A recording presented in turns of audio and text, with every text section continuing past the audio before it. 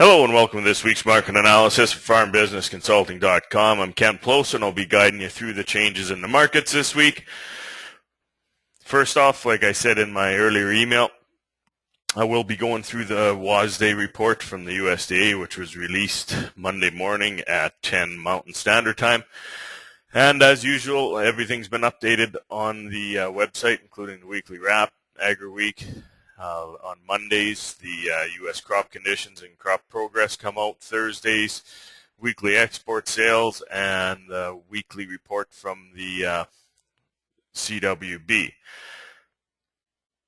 So first off, I'm just going to go into the market price changes from last week.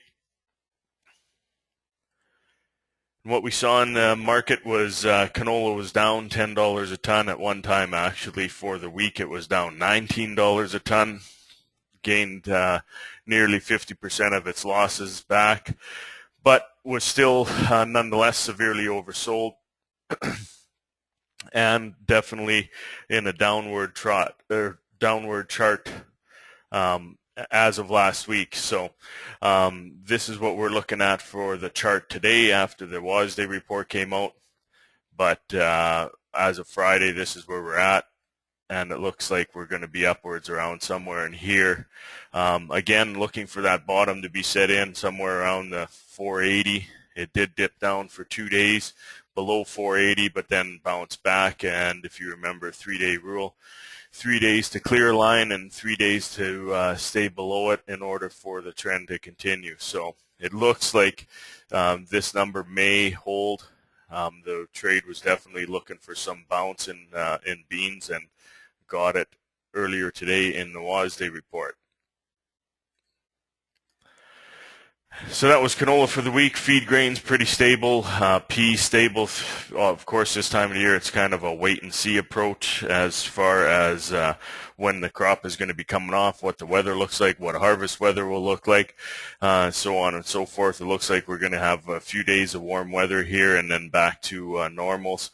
So it looks like precipitation will stay away for the next 5 to 7 days, which is really what we need, along with a little bit of heat, and it looks like that's what we're going to get going forward.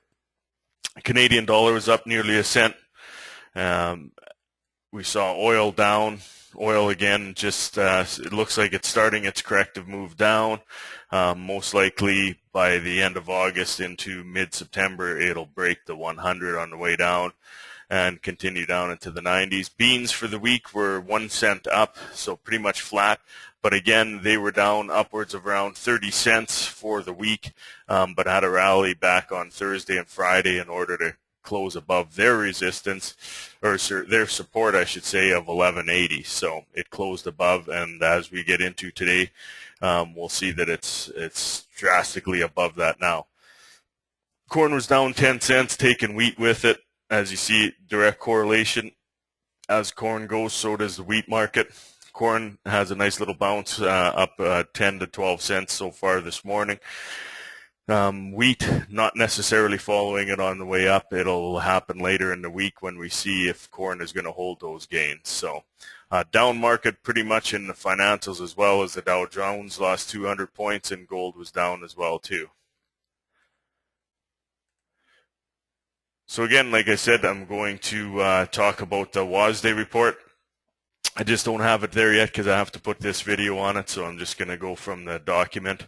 Again, like every USDA report, there's some reading you can do before you get into the numbers.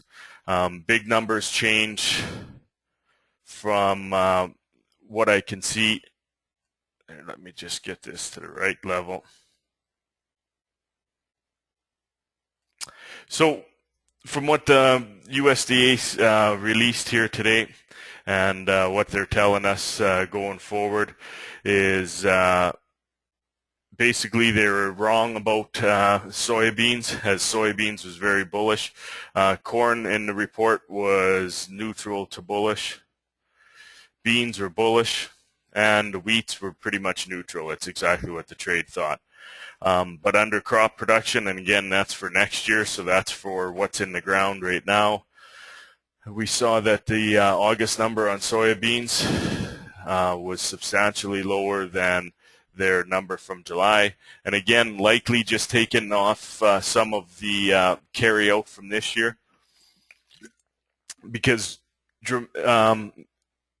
what they showed for a carryout this year is the carryout won't change. Is it was 125 million bushels in July, 125 million in August, yet there was 3% more exported of the crop. So where that number come from, if you remember back in my previous videos, I said this number will never fall below 100.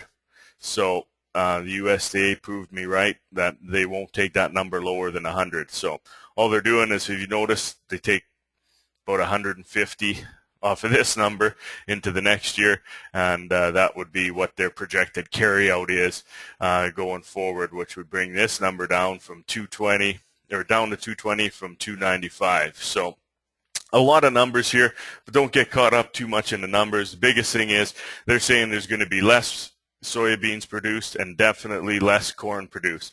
Now, the corn dropped off from that magical right around 14 billion bushels. The trade thought that's what it was going to come in at, but went to 13.7. And again, that's a combination of less acres, less yield, and late crop, because the crop right now is pretty much like it was in 2009, and instead of their normal 5% abandoned acres, that number jumped up to 9% abandoned acres for corn.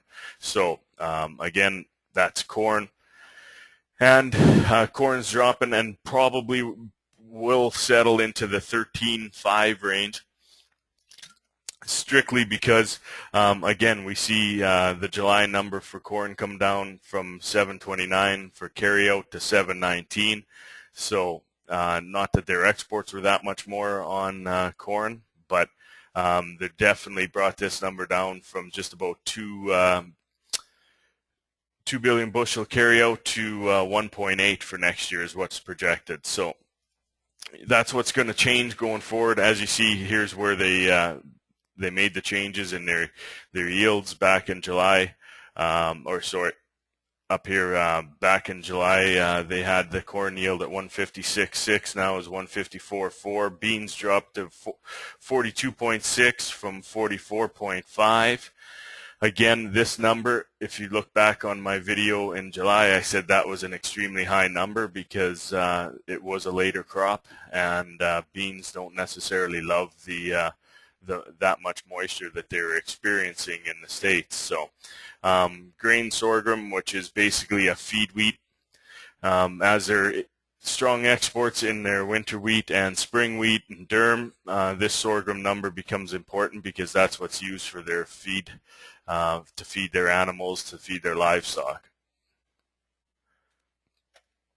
So getting into the world-ending stocks, we saw world-ending stocks drop slightly. Not even, is only 800,000 ton is what it dropped to. Beans, that was a big one. That was nearly 2 million metric ton. So again, world bean stocks are going to be higher than last year, but not necessarily by very much. And that's just strong demand. China keeps buying, and that's really what the markets is focused on now, is China was in buying early this morning before the report came out. So sounds a little bit suspicious as to why they may be doing something like that. Sounds like maybe they knew what the report was going to say and where beans would be going. So that's pretty much it for the numbers. You know, it was a bullish report. Getting into how the market reacted and where we're at right now, you'll see that canola is up 8 to 9, $2 off of its high from where it was trading at one time today. Beans, 40 cents is what we're looking at for beans. So again, support was at 11.80. It's definitely higher than that right now. Wheat's just started to creep up. Really, December wheat is flat. December Kansas City wheat is up 2 cents. As we see corn up a small amount, 10 cents. as corn was more neutral to bullish than it was bullish. So Tuesday being a big day as to how much of these gains is soybeans going to hold on to, and will corn continue to go up? If corn continues to go up, beans will continue to go up as well. And like I said, Tuesday, Wednesday is going to be a pretty important trading days after this report for some follow-up trade. So thanks for tuning into the video, and we'll talk to you again next weekend.